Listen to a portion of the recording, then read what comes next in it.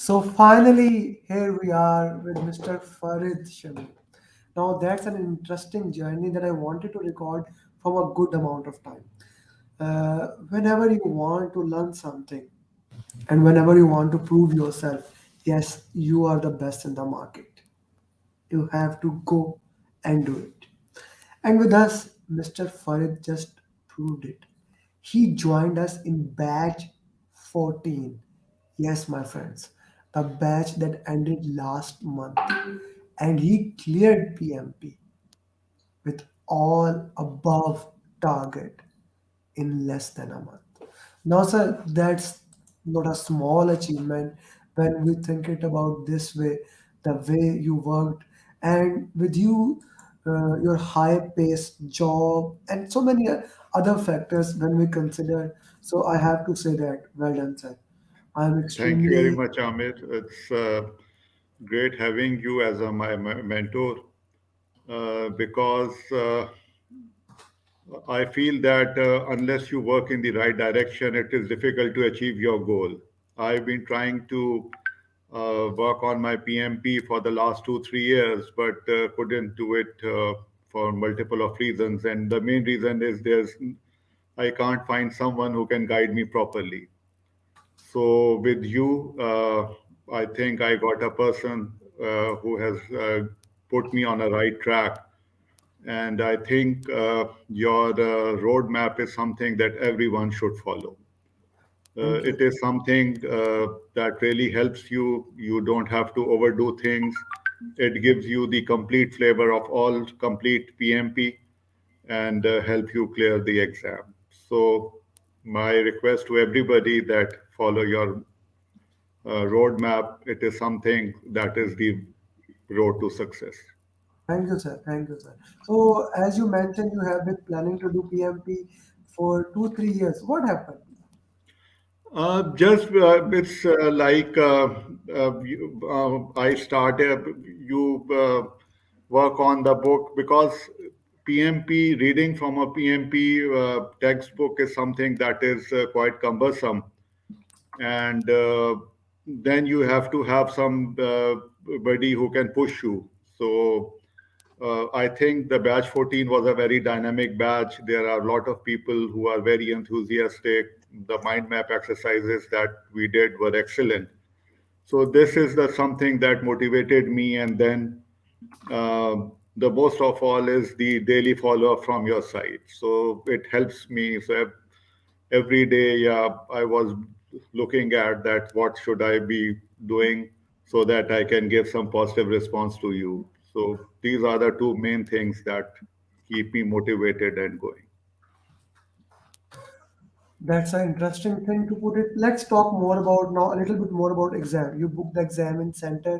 You went to the center. So how was the environment? How did you manage time?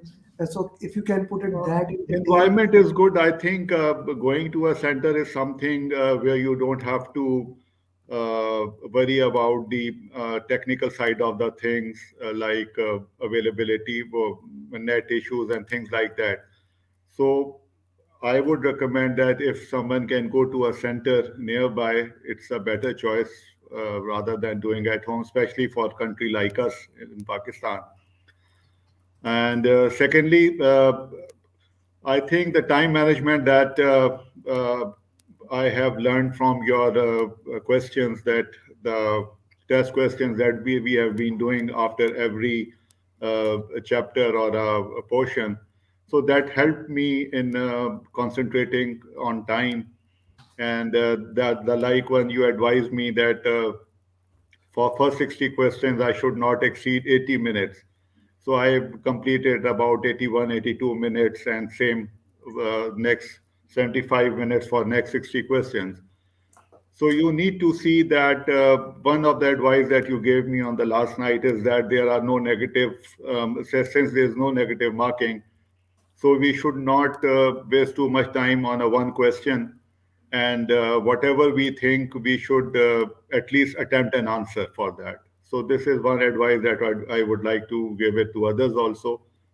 That don't waste too much time on a single question because one right question may not give a very value to it. And since it's a bell curve, so you get hard uh, questions and then easy questions. So it is a mix of both of that. So we should not spend too much time on a single question. And my target was that I spend not more than 1.5 minutes on one question, which I somehow managed during the exam. And I finished it at about 5 minutes before the actual time. Okay, so 80, you first spent for the first 60 question 80 minutes, 80 minutes, yes. for next 60 questions 75 minutes. 75 minutes, and then I think 70 minutes. That's 70 minutes. Okay. Yes. Which area was the most difficult? Uh, I think there were some tricky questions regarding processes because there are a lot of questions regarding agile, hybrid, transformation of organization from predictive to agile. Then there are a lot of questions regarding people, conflicts, training, availability, um, then using your soft skills, things like that. Then there are a few questions about communication, two, three on compliance, risk. So it was a mix, but mainly processes and people. Stakeholder questions were quite a few. Okay, okay, stay. So I'll dive deep into that. We have a question from an interesting fellow. So Abdul Rahim Sami is asking how are the paper question related to actual experience? Now that's something question a certified PMP can only ask. Is certified PMP, RMP, PBA, and Agile. So what would you say? Experience? Um, I think I think they are very relative questions because these are the situations that you face on a day-to-day basis when you are handling projects.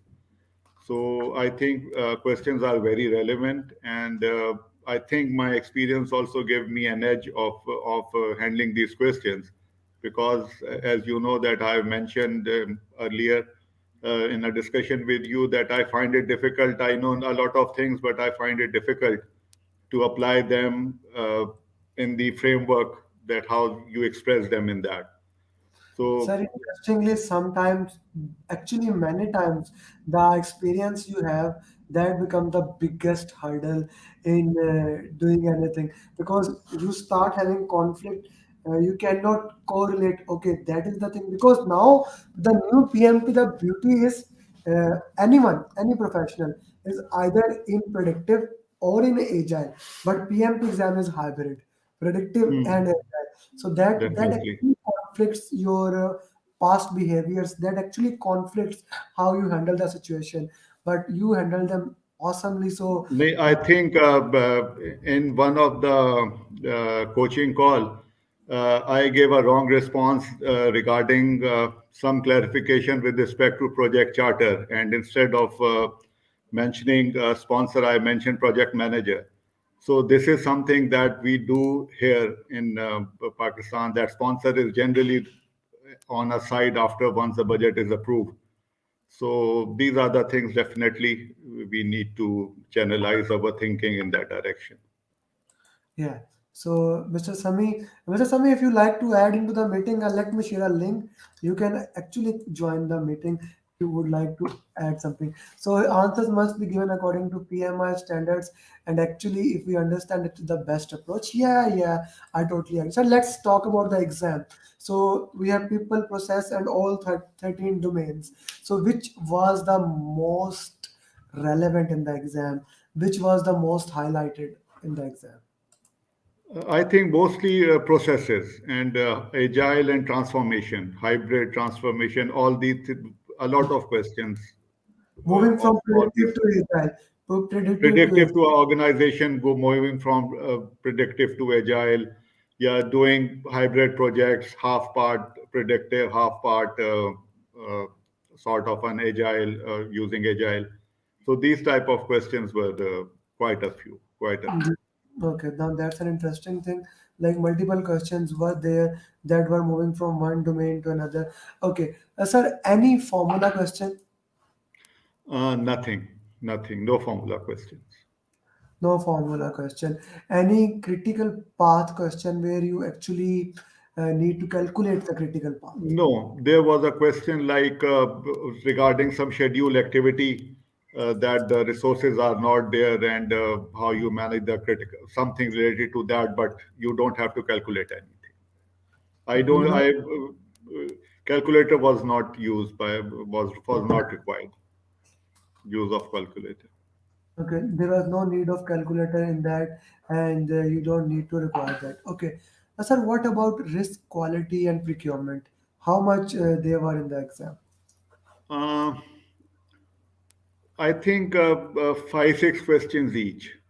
Five six questions each, but they were mostly like there were a few questions about OPAs, like uh, how So do you you cannot share the exact question.